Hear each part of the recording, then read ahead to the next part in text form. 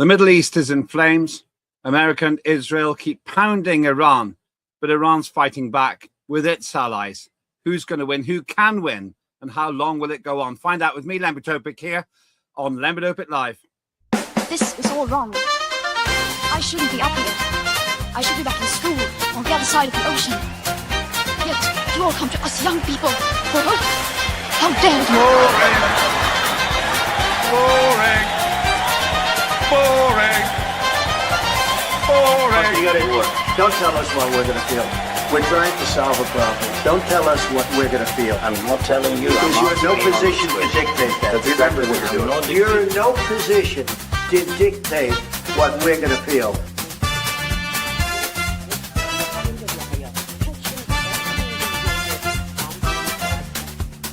I call again for an immediate ceasefire in Gaza, the return of the sausages, the hostages.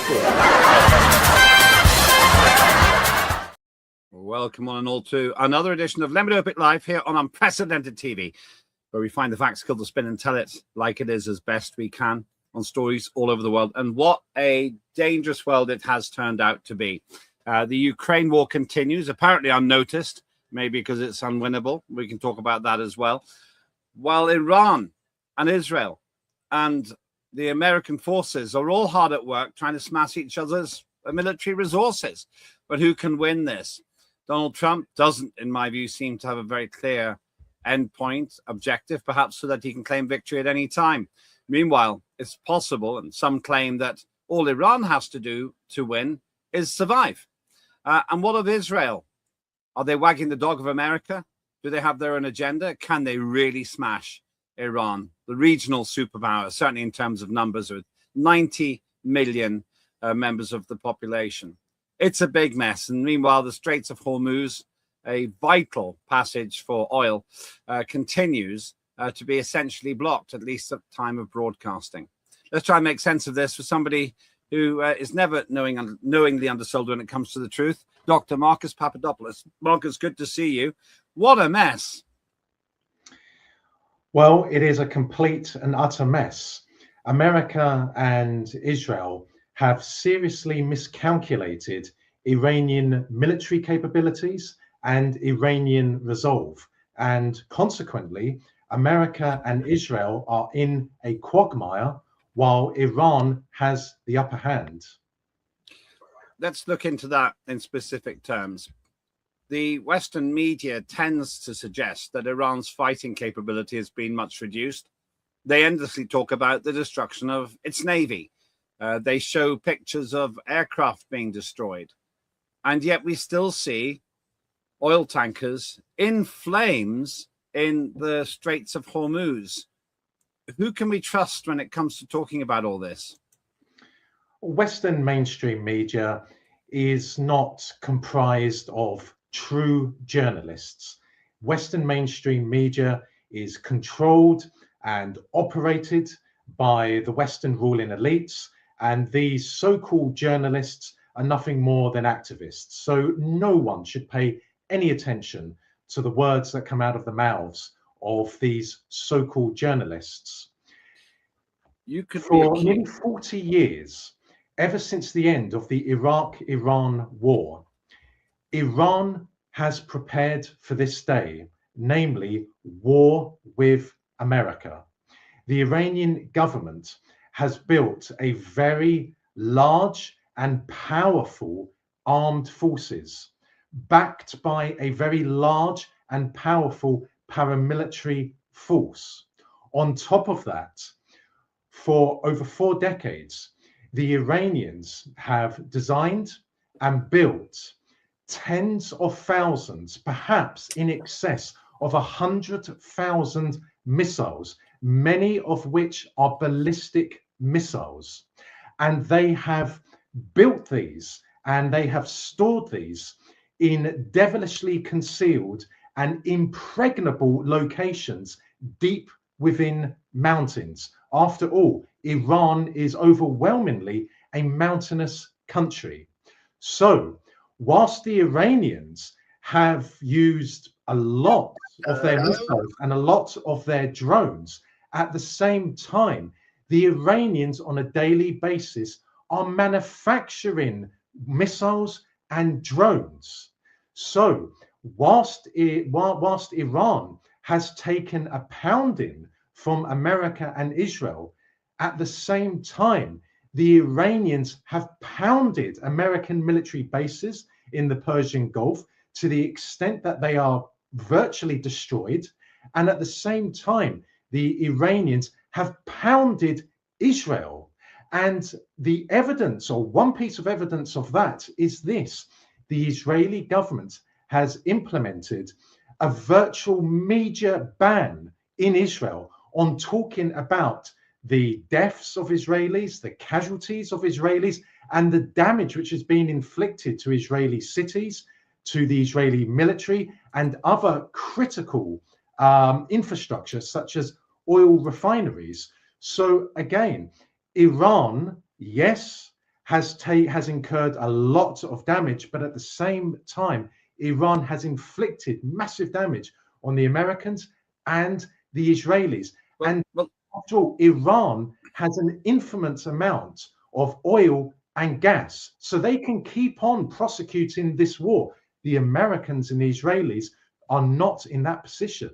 Well, this is the interesting thing. This is just one of a number of pictures we could be looking at, as despite all the fighting talk against Iran, it proved to inflict significant damage on very large vessels.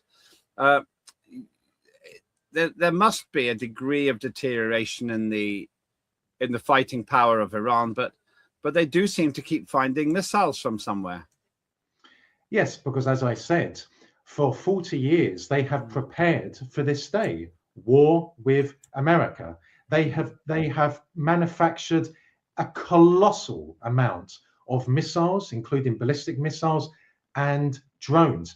And at the same time, whilst Iran is being, well, carpet bombed, quite simply, carpet bombed, Iranian factories deep within mountains are continuing to produce missiles, including ballistic missiles and drones. And again, when you have some of the most oil and gas reserves in the world, you can prosecute a war. Iran is a large country in geographical terms. Iran has a population of over 90 million people. And in regard to the oil tankers, well, only recently, the Americans began targeting Iranian oil tankers. So in response, the Iranians have now started targeting and destroying American oil tankers. The Iranians are in control of the Strait of Hormuz. Now, Trump alleges on a daily basis that Iran, quote, is destroyed. Well, again, no one should seriously attach any importance to what Trump says. But if Iran is destroyed, then why doesn't the American Navy enter the Strait of Hormuz?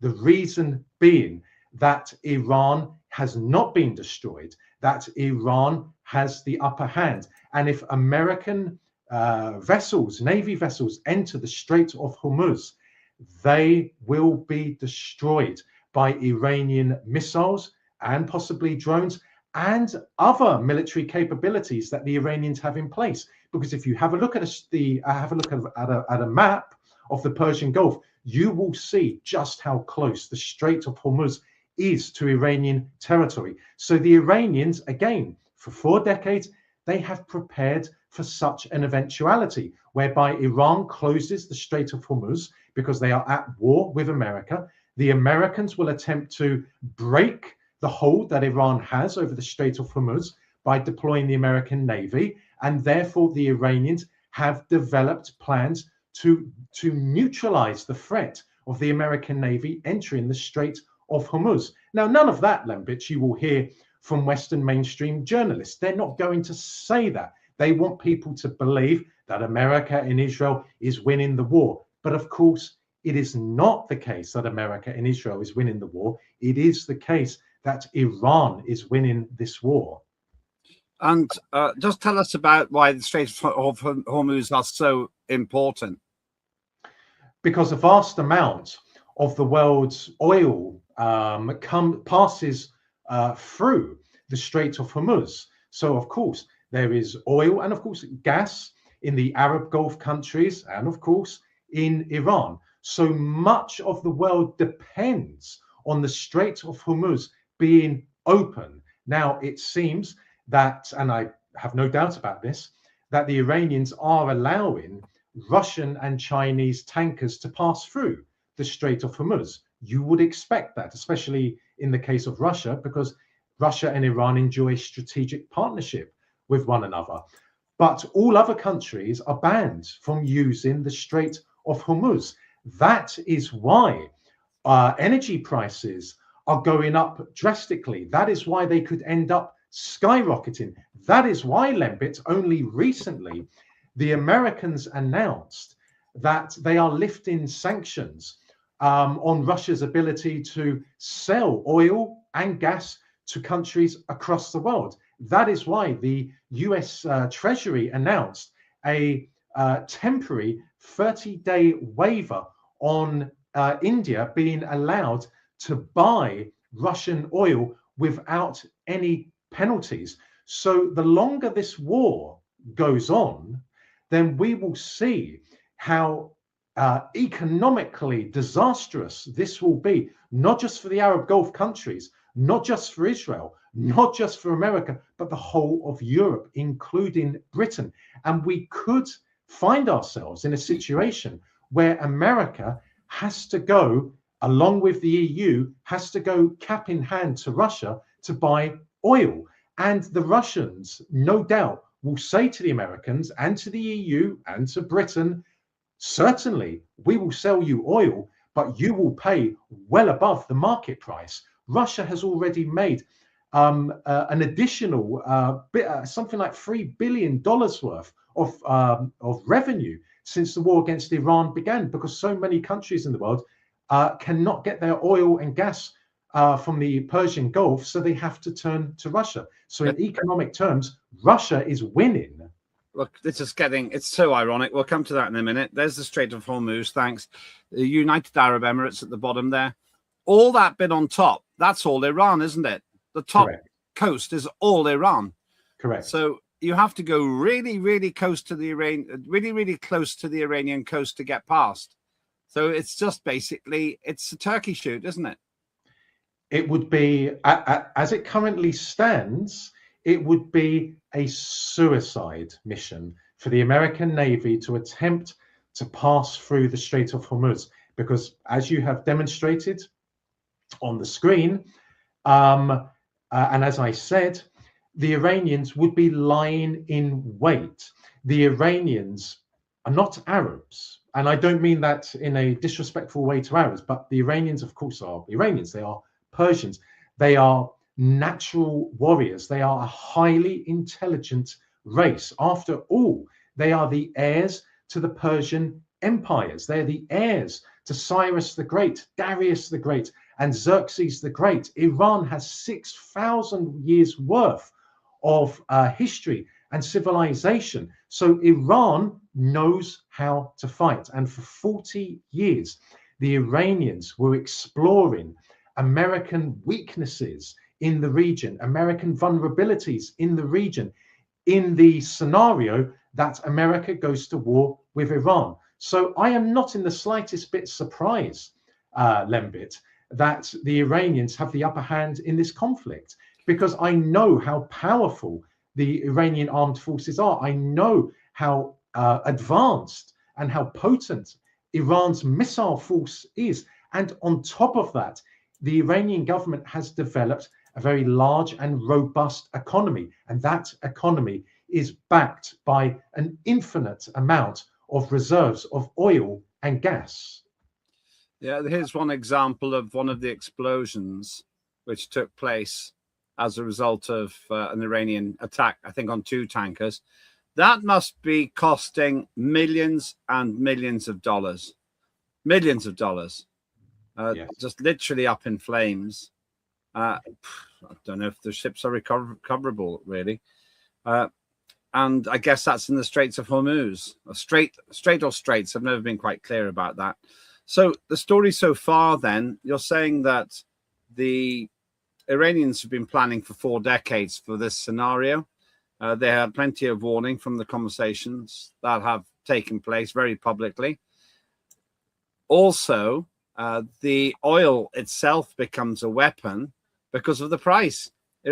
Trump's trying to talk down the price of oil while Iran's talking it up.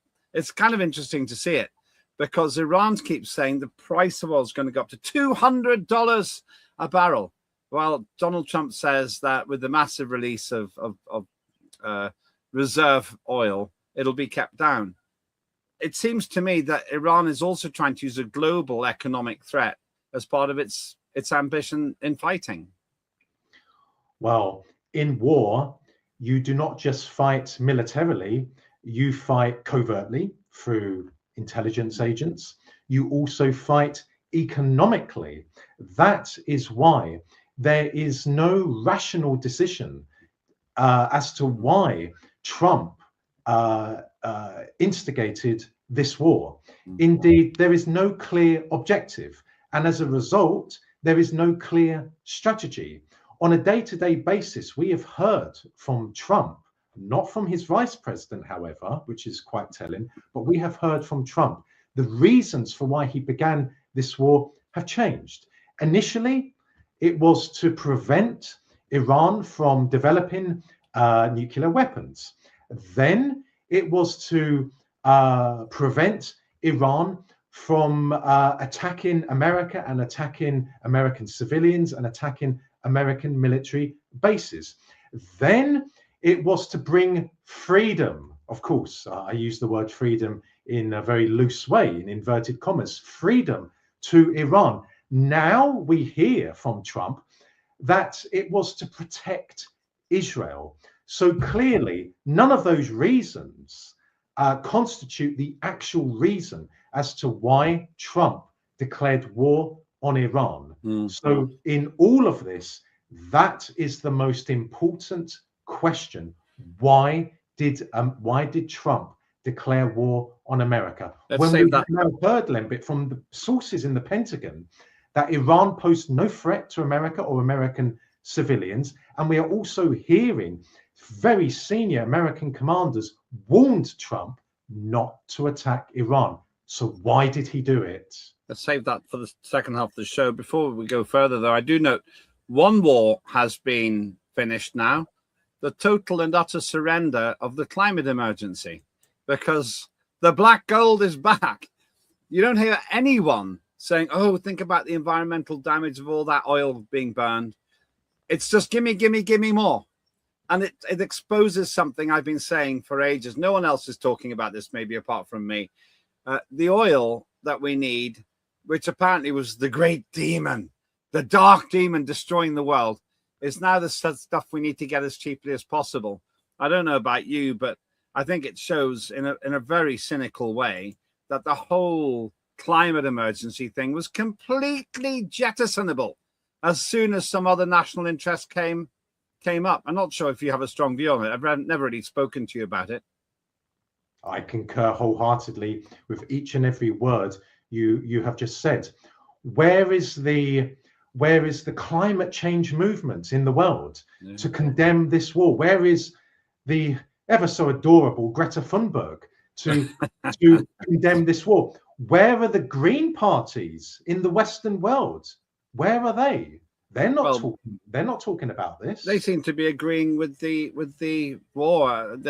David Poulton, now known as Zach Polanski, the self-styled oddball leader of the Green Party, in my view, isn't saying a whisper about the fact that saving the planet's more important than beating Iran.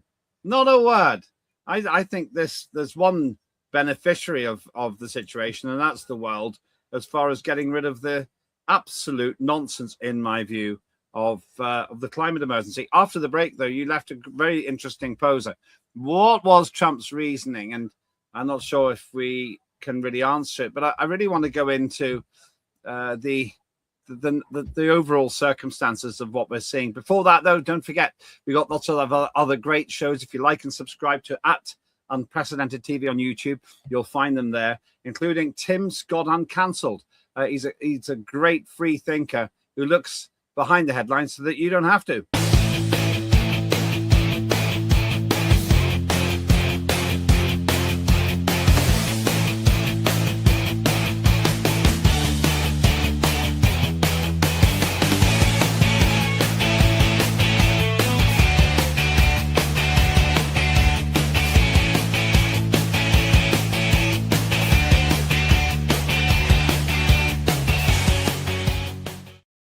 That's Tim Scott Uncancelled on regularly. A superb man, also head of the Freedom Association, a courageous freedom-fighting group, in my view, defending your liberties. Back to a free speaker of our own, Dr. Marcus Papadopoulos. The story so far that Iran and America and Israel are at war, and it seems that many people advise Donald Trump not to get involved in this war. Quite a lot of collateral damage has been going on. Trump saying Herzog is weak and pathetic for not granting Netanyahu a pardon. Netanyahu's up for a lot of accusations at the moment. What's this about? And why is Trump attacking Herzog, who's the president of Israel, when he's working with Israel to fight Iran? These are very, very peculiar times.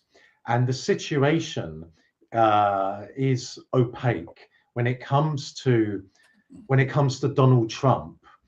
But I believe that whilst they put on a public display of unity, behind the scenes, there is a degree, at the very least, of tension between Trump and Netanyahu. And what I'm about to say next cannot be corroborated with concrete evidence. So when I talk about Ukraine, when I talk about Kiev, for example, being the mother of all Russian cities, I can corroborate that with primary source evidence, but I can't corroborate what I'm going to say now with primary source evidence. But I'm applying rational thinking, reasoned thinking. I do not believe that there is a rational explanation as to why Trump took America into war with Iran, apart from in the context of him being utterly beholden to the Israelis and in the context of the Epstein files. All American presidents, to varying degrees, are beholden to the Israelis. To put it in simple English, it comes with the job. It comes with the territory. But Trump, on a personal level, is beholden to the Israelis. And I believe in his administration, he is not alone. I believe the likes of Pete Hegseth, the defense secretary, or as it is now, the war secretary, is also beholden to the Israelis. And I believe that if you accept that that is the reason for why Trump instigated the war with America and why he's continuing this war, even though the Americans are incurring a lot of deaths and a lot of other casualties, far more than the official number, it makes sense that Trump is beholden to the Israelis and also in the context of the Epstein files. That's a huge, huge statement. Note it. I invite viewers to share their views by going to X. Also, please do subscribe to @Unprecedented TV on YouTube. Huge debate to be had there. Whether or not that's true, though, whatever Trump's reasoning, it's causing huge collateral damage in the Middle East. You've got all kinds of places with smoke clouds over them. Apparently, Bahrain says here that a water desalination plant was destroyed. Or damaged, at least, in an Iranian drone attack. These things are really, really damaging to the infrastructure of the Middle East. Would a man really go to war to respond to that beholdenness you describe, knowing that this is going to cause the destruction or damage of oil facilities, which the Americans need, which the West needs, of desalination plants, which allies like Bahrain need? Would he really go that far? well, especially when the Pentagon has advised the American president that Iran poses no threat to America and no threat to American military bases. There is another dimension to this. The Arab Gulf countries are now at the mercy of the Iranians, though Saudi Arabia and UAE has banned their respective airspaces from being used as part of the war against Iran, to which the Iranian government has expressed gratitude. But the Arab Gulf countries have now become completely defenseless, and they have seen that when push comes to shove, the Americans will always prioritize Israel over them. The evidence is this: the Americans have moved a lot of Patriot missiles from South Korea and the THAAD air defense systems from South Korea. And where have they brought them to? In the Middle East, or in West Asia, as its proper name is. Not to the Arab Gulf countries, but to Israel. So the Arab Gulf monarchies, even though they are rancid monarchies, they are now having to explain to their respective populations why America is not defending them. Why is America, and why America is choosing to defend Israel over them. So those Arab Gulf countries' confidence in America has been severely shaken by this war. There's a problem here, though, because Iran is very well equipped. Anyone who thinks that they're just Bedouins or camel travelers have ignored the fact this, for example, hypersonic missile is part of their repertoire, and they haven't even used quite a lot of the things that they've got. It's quite interesting to me the extent to which Iran has, I think, been underestimated by the West. And there is an argument which says that they haven't even used their main weapons, or they've used them very sparingly. But then I would suggest that, based on what you've said and my own experience, Iran doesn't really want to have a war with its neighbors. It's just trying to drag them in to cause discomfort for America. Yes, Iran has targeted American military bases, for example, in Bahrain, in Kuwait, and UAE. And also, it appears that American intelligence officers who have been staying in certain hotels have also been targeted by the Iranians in those hotels. There is no plausible reason as to why Iran would want a war with its neighbors. Indeed, there is no plausible reason as to why Iran would want a war with America. After all, America is a military and nuclear superpower, but Iran has been attacked. And I saw recently on Sky News, Lembit, not on the television because I don't have a television license, but it came up on my time feed on X, whereby Sky News said that the new Ayatollah is bad news for peace. That is complete inversion, because Iran was attacked. Iran has every legal right and moral right to its people to respond to the attack, to defend itself, and to go over on the offensive. And yet the likes of Sky News say that the new Ayatollah, whose father, whose mother, whose wife and child were murdered in American and Israeli air attacks, is bad news for peace. But Sky News will not say that Trump is bad news for peace or Netanyahu is bad news for peace. That goes to show people should stay well away from British mainstream media, including GB News, which is no different to BBC News or Channel 4 News or Sky News, and should stay away from Western mainstream media in general.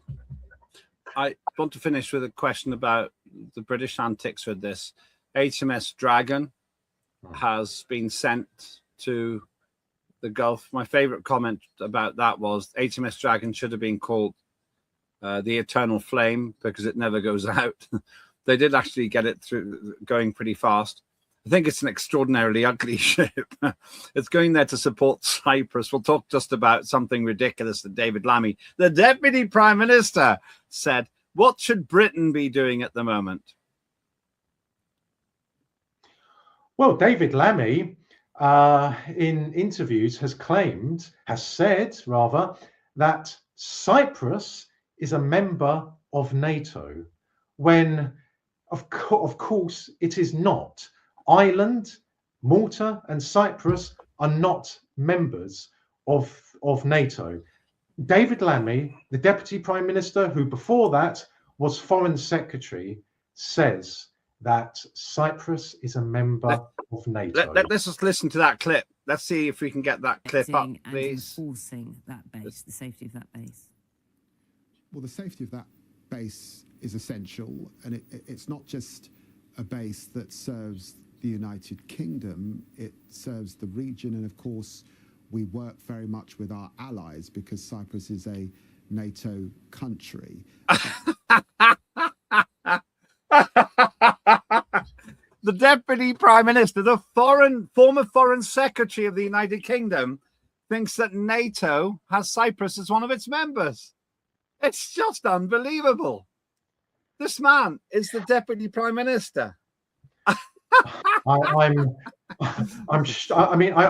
I could turn around and say a useful idiot, but as it's been pointed out to me, Lembit, perhaps Lammy and the rest of his ilk at Westminster are useless idiots. Let's just hear that again. I want everyone to hear this because we're not making this up. Can we play it again? That base is essential, and it's not just a base that serves the United Kingdom, it serves the region, and of course we work very much with our allies because Cyprus is a NATO country. It's no doubt. It's just there's no dispute. He's literally saying something which it's just unbelievable. He thought the Cyprus was a NATO country. He volunteered that information. Unbelievable. I don't think that we're in a very good place to be involved because we don't know what we're doing. None of them do at Westminster. None of them do whatsoever. They're simply puppets. They're simply implementers. And David Lammy's comment reinforces what I'm saying. Does anyone really think that, for example, when David Lammy was Foreign Secretary, that he was determining British foreign policy? No, he's the voice box. He's the mouthpiece. You know, British foreign policy is overseen by the permanent undersecretary at the Foreign Office. And all of the permanent undersecretaries in Whitehall are drawn from the heart of the British establishment, which is the British aristocracy. David Lammy is of no importance whatsoever. As I said, I should probably stop using the term useful idiots and start saying useless idiots. Thank you so much. You're a very useful contributor. That's Dr. Marcus Papadopoulos. I'll only add one thing. This is a dynamic situation. You can watch the archive and see to what extent what Dr. Papadopoulos and myself have said turns out to be true. In the meantime, we live in a volatile situation. And I'll finish where I started. Whatever happened to the Ukraine war? Maybe we're not talking about that because we can't win that one. I'm Lembit Öpik. Please do subscribe and like at Unprecedented TV on YouTube. Costs you nothing, takes 30 seconds and helps us a lot. Thanks so much for watching. More than anything, thanks for having the courage to think for yourself. With more people like you, we'll have more peace.